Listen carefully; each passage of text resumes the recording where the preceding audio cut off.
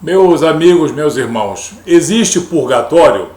Não, não existe purgatório, não pode existir, não deve existir.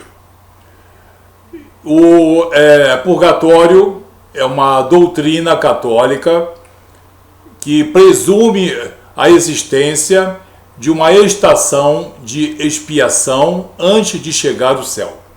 Ou seja, aquelas pessoas amigas de Deus que já estão prometidas aos céus, mas ainda teriam algum tipo de pecado, para lá seriam levadas, passariam pelo fogo, pelo chamado fogo da alma, pelo arrependimento profundo por esses pecados, e sairiam de lá oportunamente quando estivessem puras.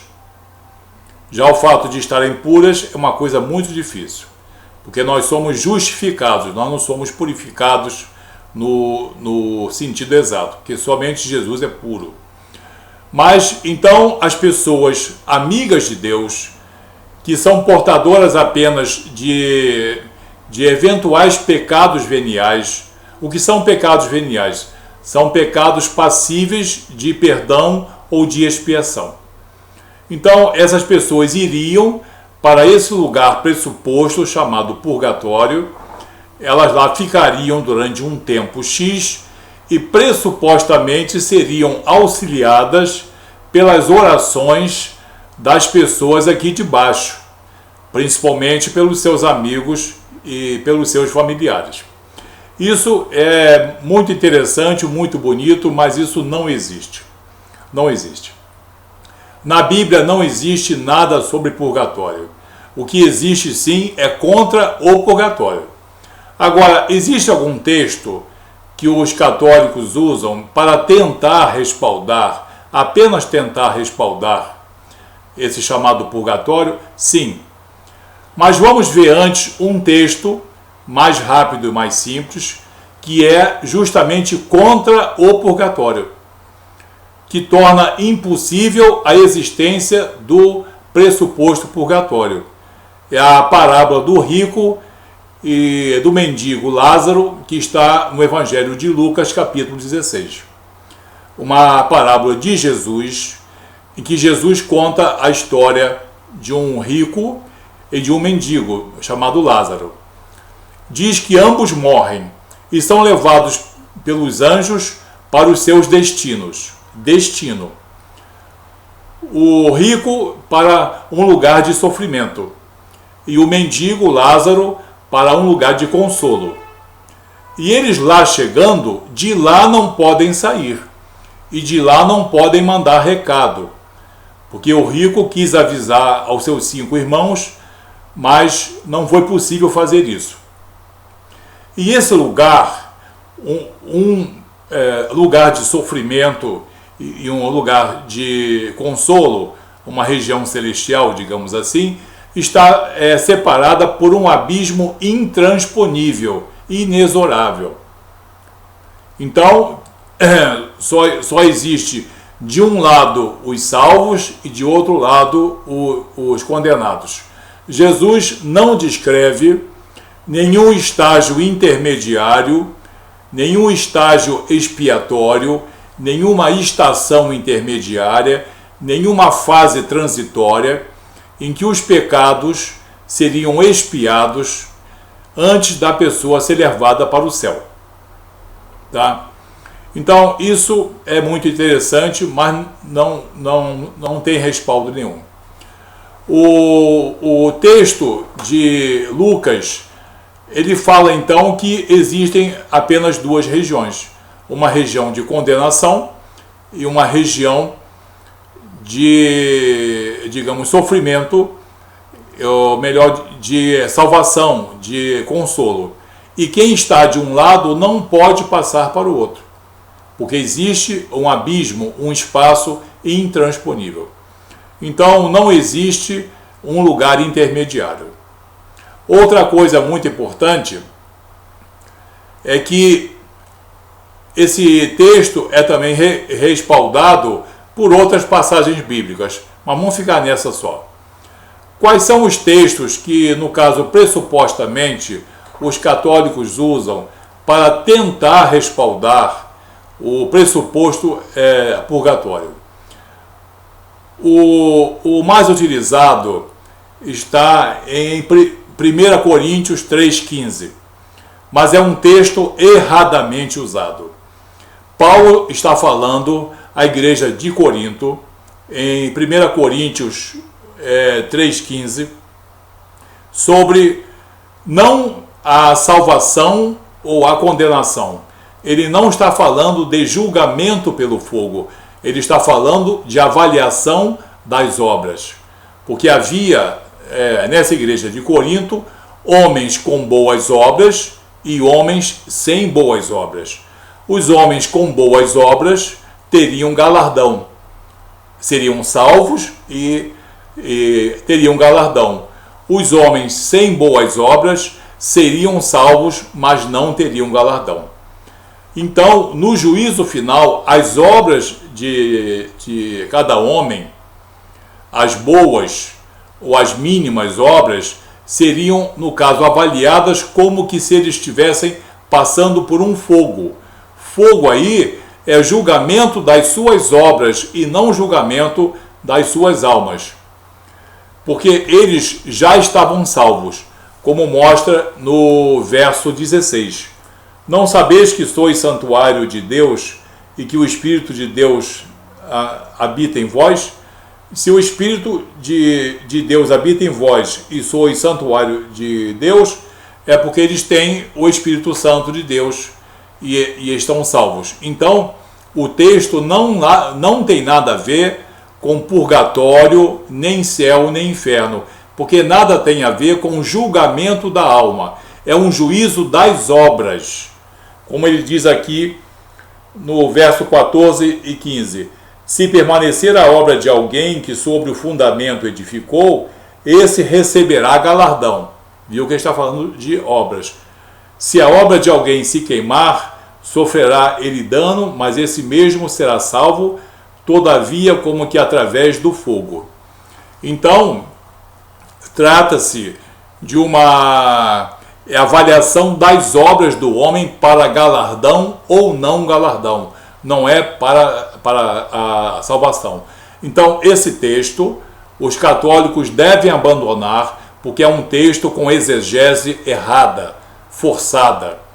Paulo está falando de outra coisa. Não está falando de juízo da alma, está falando de avaliação das obras de cada um dos salvos para a concessão ou não de galardão por Deus. Qual é o segundo livro, o segundo texto que eles usam? É de um livro apócrifo, que nós cristãos evangélicos, nós cristãos protestantes, nós não utilizamos. Esse livro não faz parte do nosso cânon, não foi considerado como um livro confiável, tá? Mas os católicos incorporaram esses livros apócrifos, que foram 7, e é o livro de Macabeus, segundo Macabeus, capítulo 12, verso 42.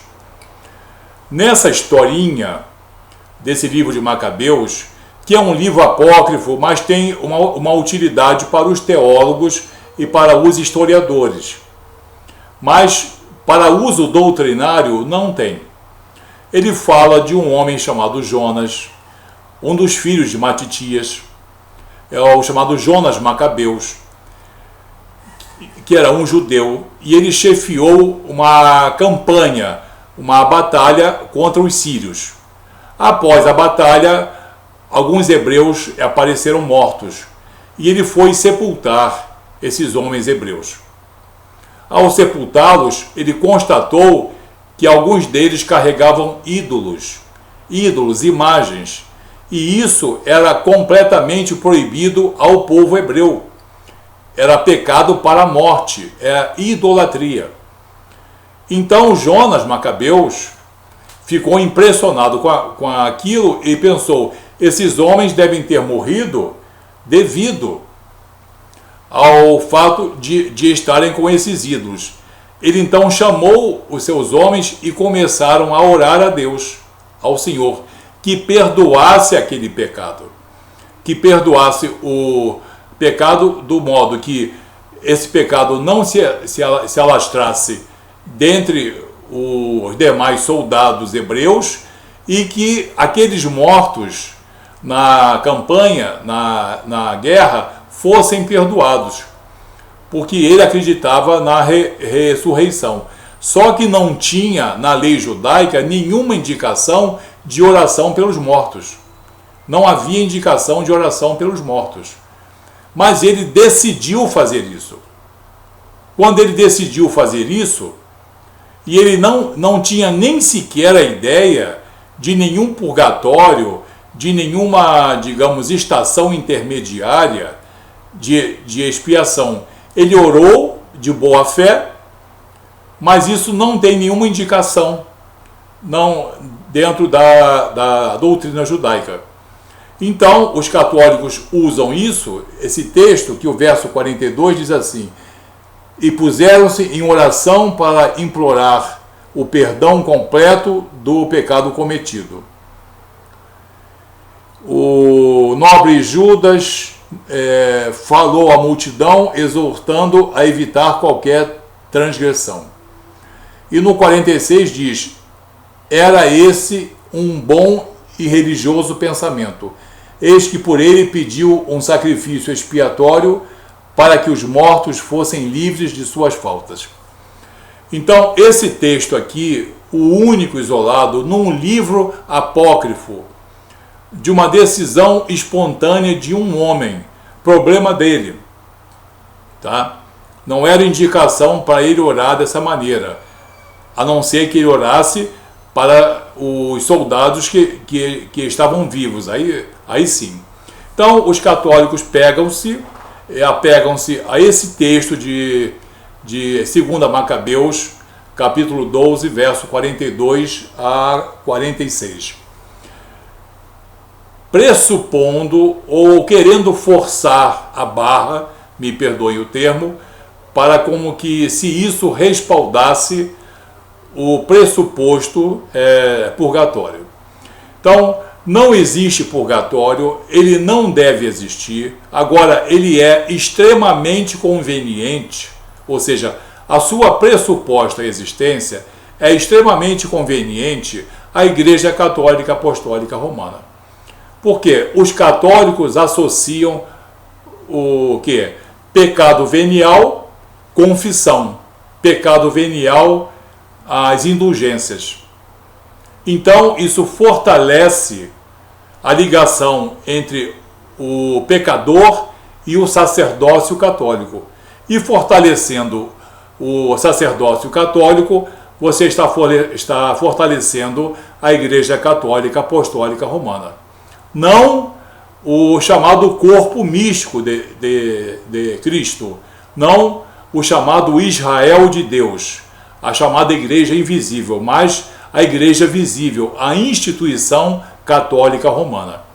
Então, isso, como prestigia o apego entre os pecadores veniais, digamos assim, e o sacerdócio católico, a doutrina do purgatório é conveniente aos sacerdotes católicos, por isso eles não deixam de pregar, porque é conveniente e fortalece o vínculo do pecador com o sacerdote.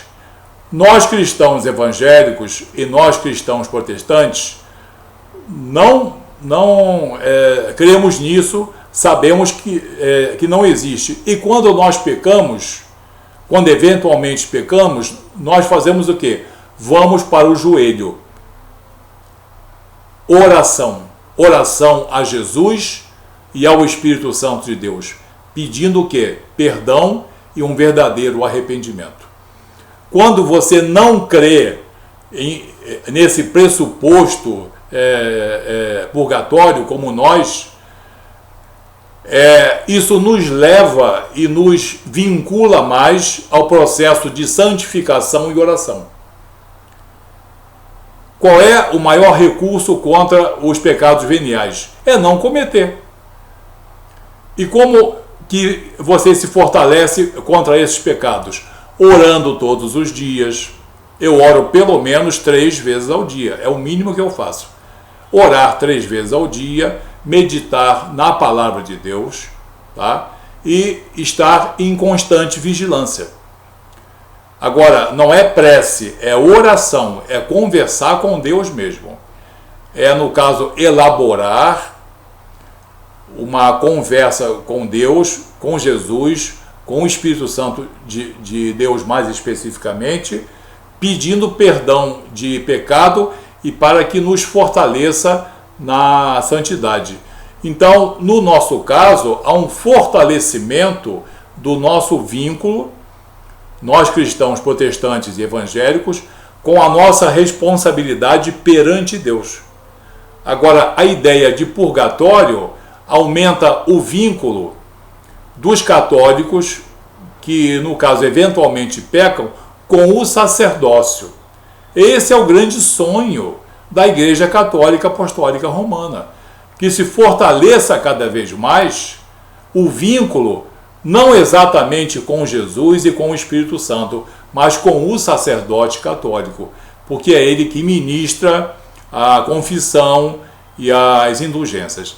Então, a teoria, o pressuposto, a, digamos, ideia de um purgatório é até conveniente à Igreja Católica Apostólica Romana, só que é apenas um pressuposto conveniente, ele não existe, ok?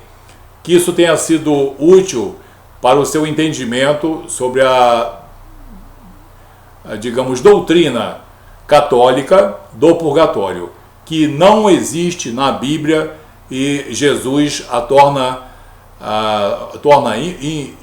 impossível. E é muito importante. A existência de um purgatório praticamente é uma confissão de que a presença do Espírito Santo em nossas vidas não é suficiente e que a obra de Jesus não foi completa. Ela precisa ser completada por um pressuposto fogo. Então, se você meditar, se você buscar na Bíblia essas verdades, você vai fortalecer-se no entendimento da verdade de Deus e de Jesus. Por isso, muitos sacerdotes católicos, o Padre Paulo e outros, querem que você não seja soberbo como nós, como ele diz, que os protestantes são soberbos, são hiper, super, não sei o que lá. Nós não somos soberbos, nós somos dependentes conscientemente da atuação de Jesus com a sua obra perfeita e da atuação do Espírito Santo de nós, em nós. Nós não buscamos esse sacerdócio, nem mesmo os nossos pastores. Nós mesmos precisamos resolver com Deus pela nossa responsabilidade, segundo os ensinamentos de Jesus que estão na Bíblia. Que Deus abençoe você. Até um próximo vídeo.